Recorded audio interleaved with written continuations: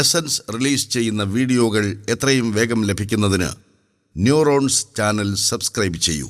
ഒമാനിലെ സൗദി ബീച്ചിൽ നിന്ന് 1/2 കിലോമീറ്റർ നടന്ന ഒരു സുഹൃത്ത് സാറിന്റെ ചെങ്കടലിനെ പറ്റി പറഞ്ഞ ടൈമിങ്ങിൽ ഉപയോഗിച്ച കടലിന്റെ ടോപ്പോഗ്രാഫി കമന്റ് തെറ്റാണ്, അക്കാദമിക്കായി പഠിക്കാതെയുള്ള വിമർശനമാണ് നെറ്റിയിൽ കുറിക്കേണ്ട. എന്താണ് പറഞ്ഞത്? കടലിനെ കുറിച്ച് ഞാൻ കഴിഞ്ഞ പരിപാടിക്ക് മറുപടി പറഞ്ഞാണ്. കഴിഞ്ഞ പരിപാടിക്ക് വീണ്ടും റിപ്പീറ്റ് ചെയ്യാണ്. ഇത് കേൾക്കുന്നവർക്ക് ഒരു ശാസ്ത്രമായിട്ട് തോന്നും. കടല് എന്താണ് എന്നുള്ളതിനെ കുറിച്ച് ഞാൻ ഒന്നിലധികം പരിപാടികൾ പറയുന്നുണ്ട്. ഉദാഹരണമായിട്ട് എന്താണ് ആ പരിപാടിയെ കുറിച്ച് കാലാവസ്ഥ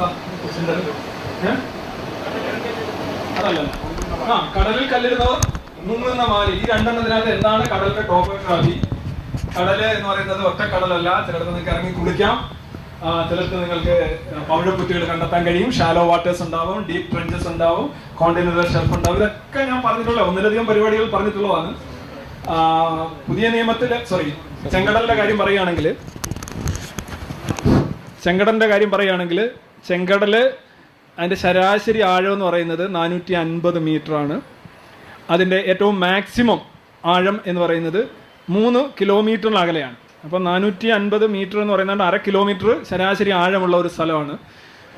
ആ സ്ഥലത്തിലൂടെ ഈ എക്സഡസ് എന്ന് പറയുന്ന 25 ലക്ഷം പേര്, 6 ലക്ഷം പേരും അവരുടെ കുടുംബവും, ഭാര്യമാരാകുമ്പോൾ 12 ലക്ഷം, 2 കുട്ടികൾ വെച്ച് പോകുമ്പോൾ 24-25 ലക്ഷം പേര് ഈ പറയുന്ന 1/2 കിലോമീറ്റർ ശരാശരി ആഴമുള്ള ഒരു കടലിലൂടെ ക്രോസ് ചെയ്ത് അപ്പുറം എത്തി എന്ന് പറയുന്ന വിഭ്രമജനകമായ ഭീതിജനകമായ യക്ഷിക്കഥ ഒരിക്കലും സംഭവിച്ചിട്ടില്ല. അങ്ങനെ കടലിൻ്റെ അടിയിൽ ഞാൻ പറഞ്ഞു ചെളിയാണ്, ആഴത്തിൽ ബുദ്ധിമുട്ടാണ്. സ്വാഭാവികമായിട്ട് ഏത് കടലിലൂടെയാണ് പോയത് അവർ? നിങ്ങൾ എവിടെയെങ്കിലും കുറച്ച് ആഴം കുറഞ്ഞ കടൽ കാണിച്ചിട്ട് അതാണ് ഇതെന്ന് പറയുന്നതിൻ്റെ കാര്യമുണ്ടോ? ഒരു ട്രെഞ്ച് കാണിച്ചിട്ട് അതാണ് ഇതെന്ന് പറഞ്ഞിട്ട് കാര്യമുണ്ടോ? നമ്മളൊരു ശരാശരി കണക്കാണ് പറയുന്നത്. അത് കടലിൻ്റെ ടോപ്പോഗ്രാഫി വളരെ കൃത്യമായിട്ട് പരിഗണിച്ച് തന്നെയാണ് പറഞ്ഞത്. അടിയിൽ മൊത്തം പ്ലാസ്റ്റർ ചെയ്ത് കൊടുത്താൽ മാത്രമേ നമുക്ക് അതിലൂടെ പോകാൻ കഴിയുള്ളൂ എന്ന്. ഞാനത് ആവർത്തിച്ച് പറഞ്ഞ കാര്യമാണ്. രോഗശാന്തി അത്ഭുതങ്ങൾ നടത്തുന്ന ആളുകൾ കാഴ്ചക്കുറവ് മൂലം കണ്ണട ഉപയോഗിക്കുന്നവരും വെള്ളപ്പാണ്ടുള്ളവരും ആകുന്നത് എന്തൊരു ദ്രാവിഡാണ്. സ്വയം ചികിത്സ സാധ്യമല്ലേ സാർ? ഞാൻ ചെന്നൈയിൽ ചോദിച്ച ചോദ്യം തന്നെയാണ്. മിക്കവാറും ആളുകൾ ഈ ദിവ്യ ചികിത്സ നടത്തുന്ന എല്ലാവരും അവർ പരാജയപ്പെടുന്നത് സ്വന്തം രോഗങ്ങളുടെ കാര്യത്തിലാണ്. ഒരുപക്ഷെ അവർക്ക് അതിനുള്ള അനുഗ്രഹം കിട്ടിയിട്ടുണ്ടാവില്ല. വെള്ളപ്പാണ്ട് പിടിച്ച ആൾ വെള്ളപ്പാണ്ട് ഒഴികെയുള്ള എല്ലാം ചികിത്സിച്ച് കൊടുക്കാറുണ്ട്. ഈ ഹൃദ്രോഗം വരെ ചികിത്സിക്കുന്ന ആളുകളുണ്ട്. പക്ഷേ അവർക്ക് ബൈപ്പാസുകൾ കഴിഞ്ഞിട്ട് ആശുപത്രിയിൽ നിന്ന് ഇറങ്ങാൻ സമയമുണ്ടാവില്ല. ഈവൻ ബെനഡിക്റ്റ് എന്ന് പറയുന്ന മാർപ്പാപ്പ തൻ്റെ ഓഫീസിൽ നിന്ന് ഒഴിഞ്ഞത് അനാരോഗ്യം അല്ലെങ്കിൽ ആരോഗ്യക്കുറവ് കൊണ്ടായിരുന്നു എന്നുള്ളതാണ്. അത് കഴിഞ്ഞിട്ടാണ് ഇപ്പോൾ ഉള്ള മാർപ്പാപ്പ വന്നിരിക്കുന്നത്.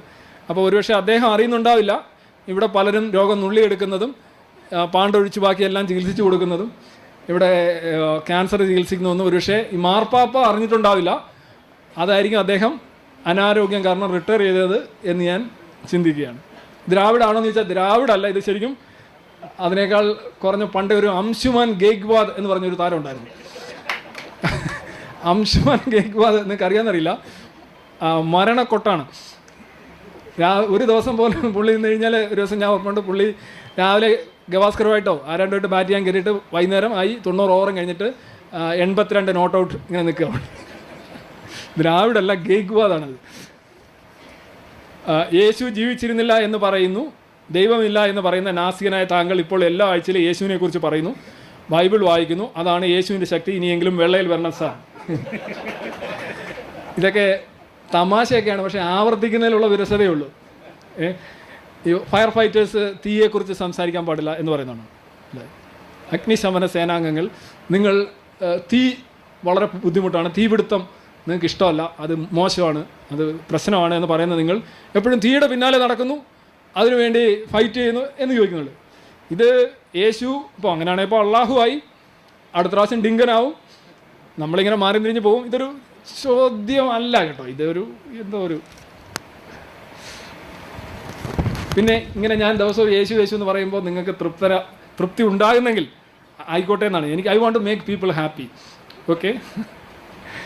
ബൈബിൾ കഥ പ്രകാരം ആദം 930 വർഷം ജീവിച്ചു, നോഹ 950 വർഷവും, ബാക്കിയുള്ള പലരും 900-ന് മുകളിൽ വർഷവും ജീവിച്ചിരുന്നിട്ടുണ്ട്. പരിണാമത്തിൽ എന്ത് പ്രത്യേകത കൊണ്ടാണ് ഇപ്പോഴുള്ള മനുഷ്യരുടെ ആയുസ് കുറഞ്ഞത്?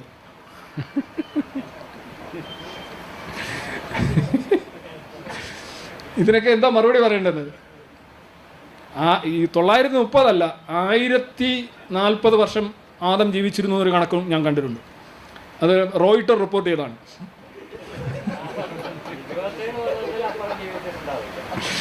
എടാ, ഇതൊക്കെ ചുമ്മാതെ യക്ഷിക്കഥകൾ എഴുതി വെച്ചിട്ട് അതെന്താ ഇങ്ങനെയെന്നൊക്കെ ചോദിക്കുന്നത് എന്താ കാര്യം? യക്ഷിക്കഥകൾ, ഹാരി പോട്ടറിൽ ഒരു കഥാഭാഗം എടുത്തിട്ടുണ്ട്, എന്തുകൊണ്ട് അതിപ്പോൾ നടക്കുന്നില്ല എന്ന് ചോദിച്ചാൽ എന്താ പറയാൻ? ഇതൊക്കെ അസംബന്ധ സാഹിത്യമാണ്, വെട്ടിവിഴുങ്ങുന്ന സംശയമില്ലാതെ യാഥാർത്ഥ്യമായി ബന്ധമില്ലാത്ത സാഹിത്യമാണ്. 950 വർഷം 1000 വർഷമൊക്കെ ആളുകൾ ജീവിക്കുക എന്ന് പറഞ്ഞു. നമ്മൾ ഹേഫ്ലിക് ലിമിറ്റിനെ കുറിച്ച് ഒക്കെ പറയുണ്ടായി. മനുഷ്യ സാപ്പിയൻസിൻ്റെ കഴിഞ്ഞ ഒരു 1.5-2 ലക്ഷം വർഷം അവൻ്റെ ജീവിതം ഈ ഭൂമിയുടെ മേളിൽ ഉണ്ടായിരുന്നത് മാത്രം പരിഗണിച്ചാൽ അവൻ്റെ ഒരു ശരാശരി ഏജ് എന്ന് പറഞ്ഞാൽ 18 വർഷമായിരുന്നു എന്നാണ് പറയുന്നത്. 18 വർഷമാണ് ഒരു ശരാശരി മനുഷ്യൻ കഴിഞ്ഞ 2 ലക്ഷം അല്ലെങ്കിൽ 1.5 ലക്ഷം വർഷം ജീവിച്ചിരുന്നതെന്നാണ്. അങ്ങനെയാണ് ഹേഫ്ലിക്ക് അത് പറയുന്നത്. അദ്ദേഹത്തിൻ്റെ ഒരു അസംഷനാണ്. ഒരു മനുഷ്യന് ഈ ആയുസ്സൊക്കെ ഉണ്ടാകാൻ തുടങ്ങിയത് എന്നാ? നമ്മുടെ ശരാശരി ആയുസ് ഭയങ്കരമായിട്ട് വർദ്ധിച്ചിട്ടുണ്ട്. അത് നിങ്ങൾക്ക് അറിയാമെന്നറിയില്ല, വലിയ തോതിൽ വർദ്ധിച്ചിട്ടുണ്ട്. അതേസമയം നമ്മളുടെ ചില വ്യക്തികളൊക്കെ 100 വയസ്സൊക്കെ ജീവിച്ചിരിക്കുമായിരിക്കും, പക്ഷേ മോർട്ടാലിറ്റി റേറ്റ് എന്ന് പറയുന്നത് വലിയ തോതിൽ വർദ്ധിച്ചിട്ടുണ്ട്. അതുപോലെ തന്നെ ആയുസിൻ്റെ വലിപ്പം. ഇന്നിപ്പോൾ 70 വയസ്സ്.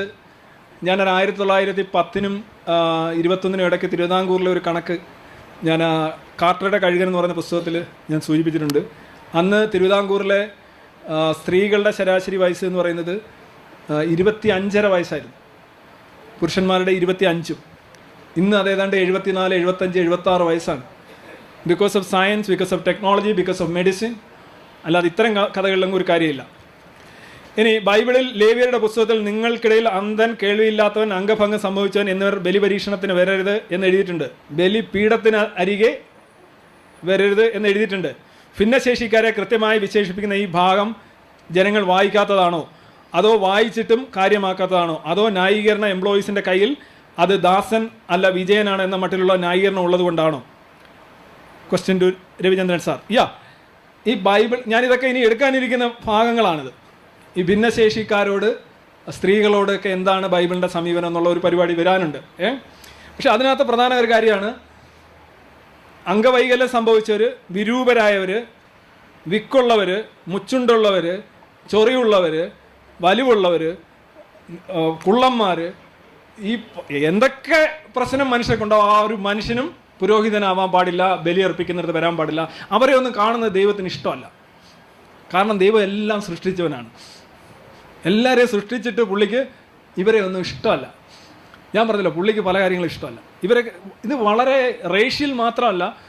ഇപ്പോൾ നമ്മളെ ഒരു ചങ്ങാതി ഡിസ്ലെക്സിക് ആയിട്ടുള്ള കുട്ടികളെ തൻ്റെ രാഷ്ട്രീയ പ്രതിയോഗിയുമായിട്ട് കമ്പയർ ചെയ്തുകൊണ്ട് ഒരു വളരെ പരിഹാസ്യമായ, ഹീനമായ ഒരു തമാശ പറഞ്ഞ് നമ്മൾ കണ്ടിട്ടുണ്ട്. ഒരുപക്ഷെ ജനത എന്ന നിലയിൽ ഇത്തരം വ്യക്തികളെ നമ്മൾ അർഹിക്കുന്നുണ്ടാവും.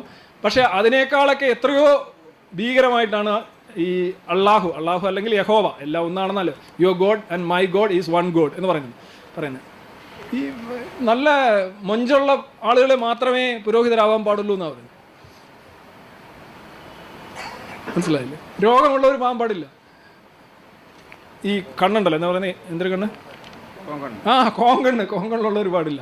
കയ്യും കാലും ഇല്ലാത്തവർ, അംഗഹീനരായവർ, എത്ര വലിയ, ഇതൊക്കെ ദൈവമാണ് എന്ന് വിശ്വസിക്കാനും കുറേ ആളുകൾ ഉള്ളിടത്തോളം കാലം ദൈവത്തിലൊക്കെ പറയുന്ന മെർസിഫുൾ, എല്ലാം അറിയുന്നവൻ, എല്ലാം കാണുന്നവൻ, അങ്ങേയറ്റം ദയാശാലു, ഇത് പരമകാരുണ്യവാൻ, കാരുണ്യവാരുതി, കരുണാനിധി, ജയലളിത, പട്ടാളി മക്കൾ, കച്ചി, ഇതെല്ലാമാണ് ദൈവം. പക്ഷേ ദൈവത്തിന് ഇത്രയും ആളുകളെ ഒന്നും ഇഷ്ടമല്ല, വരരുതെന്ന് കൃത്യമായി ബൈബിളിൽ പറയുന്നുണ്ട്. ലേവ്യരുടെ പുസ്തകത്തിൽ പറയുന്നുണ്ട്. ഇപ്പോഴും ഏതാണ്ട് അവർ അത് തന്നെയാണ് ഫോളോ ചെയ്യുന്നത്. ഒരുപക്ഷെ എന്തുകൊണ്ട് ഈ പുരോഹിതന്മാരൊക്കെ വളരെ അട്രാക്റ്റീവ് ആയിരിക്കുന്നതിൻ്റെ കാരണം ഇതാണോ എന്നും എനിക്കറിയില്ല, അല്ലേ? അവർ കുറേ